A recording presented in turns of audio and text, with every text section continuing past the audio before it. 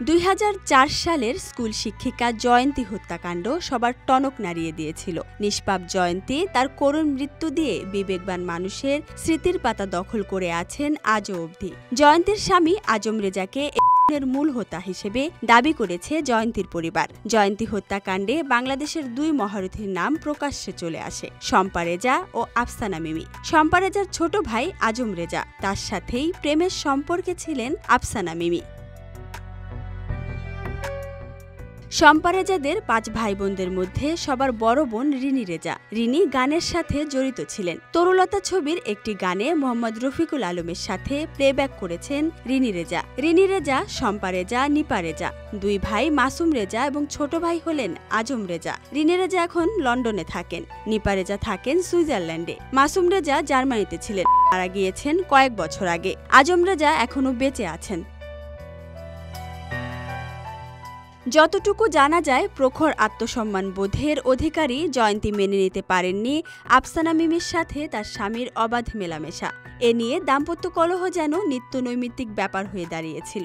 জয়ন্তী অনেকবার শম্পা রেজা ও তার বোনদের কাছে স্বামীর পরকীয়া নিয়ে অভিযোগ করলেও তারা নির্লিপ্ত ছিলেন।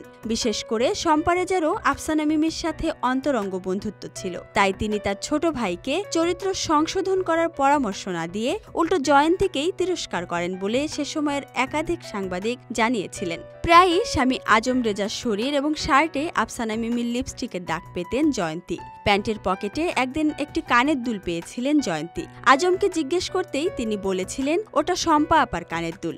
বেইলি রোডের মহিলা সমিতি মঞ্চে একসাথে তারা নাটক দেখতে গিয়েছিলেন, আর সেখানেই শম্পার কানের দুল হারিয়ে গিয়েছিল, তাই বাকিটা তিনি তার ভাইয়ের কাছে রাখতে দিয়েছেন।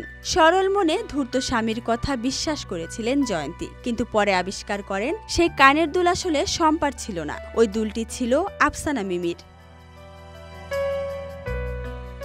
দিন দিন বেপরোয়া হয়ে উঠতে লাগলো আফসানা মিমি ও আজম রেজার উদ্দাম জৈবিক সম্পর্ক। স্বাভাবিকভাবেই এই অনাচার জয়ন্তীর পক্ষে সহ্য করা সম্ভব হয়নি। তিনি প্রতিবাদে ফেটে পড়লেন। প্রতিদানে তাকে পৃথিবী ছেড়ে চলে যেতে হলো। জয়ন্তীর মৃত্যুর পর তার মা লুসিল সাদেকিন এই ঘটনায় সরাসরি শম্পা রেজা ও আফসানা মিমিকে দায়ী করেন। শোনা গিয়েছিল বোন শম্পার মদদে নাকি আজম রেজা জয়ন্তীকে পশুর মতো করেছিলেন কয়েক দফায়। তাকে গলায় লাগিয়ে হত্যার কথা বলা হয়েছিল, কিন্তু পুলিশ যখন জয়ন্তীর লাশ উদ্ধার করে তখন তার মাথা, বুক, পিঠ, তলপেট ও বাহুতে জখমের চিহ্ন পাওয়া গিয়েছিল। আজম রেজার বিরুদ্ধে স্ত্রী হত্যা এবং সম্পৃক্ততা সন্দেহাতীতভাবে প্রমাণিত হয়েছিল। জয়ন্তী দায়ে প্রথমে আজম ফাঁসির আদেশ হলেও পরে দাবার চাল চেলে উচ্চ আদালতের রায়ে যাবজ্জীবন সাজা দেওয়া হয়। এরপর 2013 সালে সবচেয়ে সফল মিশনের সূত্রপাত হয়।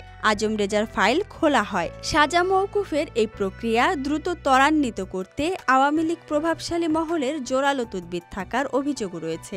আওয়ামী লীগের তৎকালীন প্রভাবশালী এক মন্ত্রীর নির্দেশে আফসানা মিমিকে অভিযোগনামা থেকে অব্যাহতি দেওয়া হয়।